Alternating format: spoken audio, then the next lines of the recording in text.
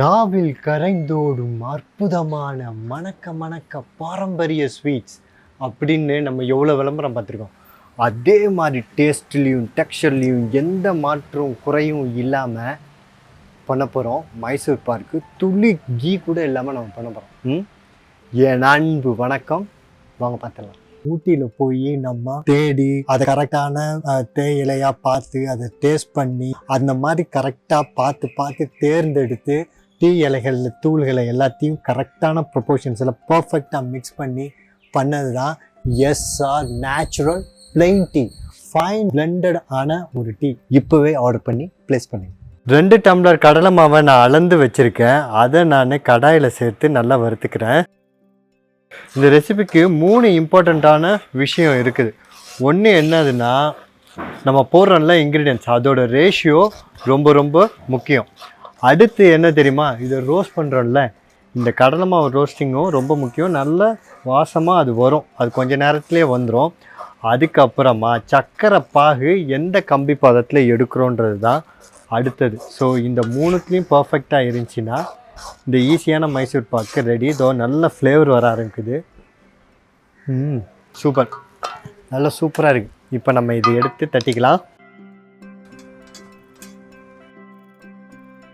2 tumbler செக்கில் ஆட்டின கடலெண்ணெயை நான் சேர்த்துக்கிறேன். இப்படி போட்டு நல்லா இதை மிக்ஸ் பண்ணி விட்டுக்கலாம்.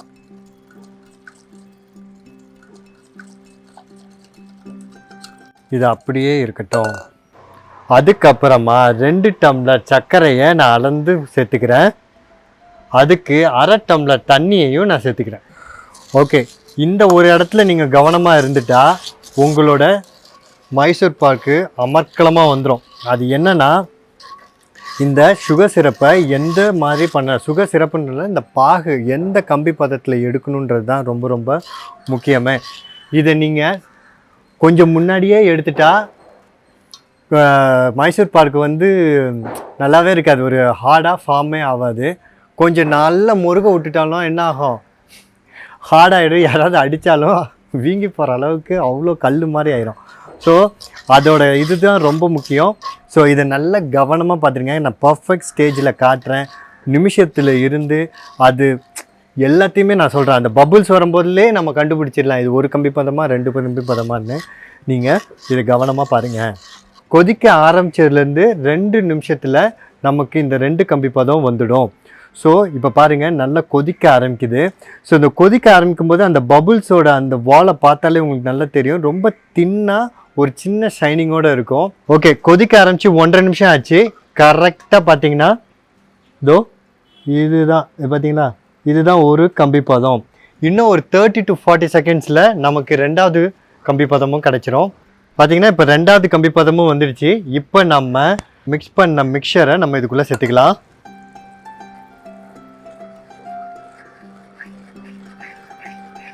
ஒரு மீடியம் ஃப்ளேமில் வச்சு அப்படியே கிண்டிக்கிட்டே இருங்க. அப்படியே இந்த நம்ம ஊற்றின இந்த கடலை மாவு அப்படியே இறுகிட்டே வரும். ஸோ ஒரு பாயிண்டில் நல்லா திக்காக இருக்கும். அந்த டயத்தில் நம்ம எடுத்துகிட்டா போதும். சூப்பராக ரெடி ஆக ஆரம்பிச்சிருச்சு. எவ்வளோ அந்த ஃப்ளோயிங் கன்சிஸ்டன்சி பார்த்தீங்களா? இந்த டயத்தில் நம்ம எடுத்து ஒரு ட்ரேயில் நான் ஆல்ரெடி எண்ணெய் ஊற்றி வச்சுருக்கேன், அதில் நான் தட்டிக்கிறேன்.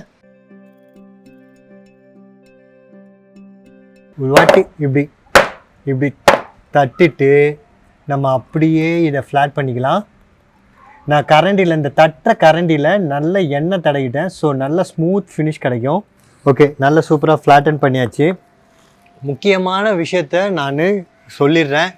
இதனால் பெரும்பாலான பேர் உங்களோட மைசூர் பாக்கு கண்டிப்பாக மிஸ் ஆகும். இது ஈஸியான recipe, at the same time ஈஸியாக நீங்கள் சொதப்பிடவும் முடியும். ரொம்ப ஹார்டாக, ரொம்ப பல விதமாக இது மிஸ் ஆகி போகிறதுக்கு வாய்ப்பு இருக்குது. முதல்ல இது நான் சளிச்ச கடலை மாவு தான் நான் யூஸ் பண்ணேன். ஸோ யூஸ் பண்ணுறது சளிச்ச கடலை மாவு யூஸ் பண்ணுங்கள். அதுக்கப்புறமா கடலை மாவை ரோஸ்ட் பண்ணுறது ரொம்ப முக்கியம். இல்லைன்னா அந்த பச்சை வாடை போகாது. ஒரு நல்ல ஒரு ப்ளசண்ட்டான ஃப்ளேவர் வேணும்னா கடலை மாவை கண்டிப்பாக ரோஸ்ட் பண்ணணும். அப்புறம் சுகர் சிரப்போட அந்த கம்பி பதம் நான் காட்டின மாதிரி கண்டிப்பாக எடுத்துருங்க. அதுக்கப்புறம் இந்த ரேஷியோவை பர்ஃபெக்டாக ஃபாலோ பண்ணிங்கன்னா ரொம்ப சுலபமாக ஒரு 30 மினிட்ஸ் தான், 25 to 30 மினிட்ஸில் நீங்கள் சும்மா அப்படி போயிட்டு உள்ளே போயிட்டு வெளில வந்த மாதிரி தான் இருக்கும்.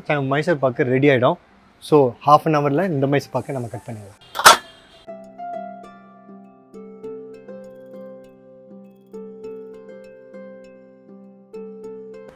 நான் செக்கில் ஆட்டின கடலெண்ணெயில் இது நான் பண்ணினதுனால அந்த கடலெண்ணெயோட ஃப்ளேவரு ரொம்ப ரம்மியமாக சூப்பராக வரும்.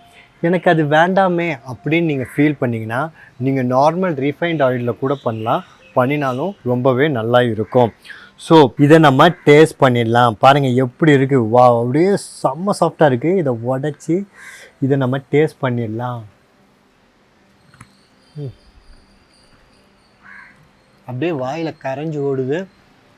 சூப்பராக இருக்குது. அந்த கடலை எண்ணெயோட அந்த ஃப்ளேவரும் ரொம்ப அமேசிங்காக சூப்பராக இருக்குது. ஸோ இந்த ரெசிபி பிடிச்சிருக்குல்ல, அப்போ என்ன பண்ணணும்? ஷேர் பண்ணணும். ஏன் தெரியுமா? Life is better when we share.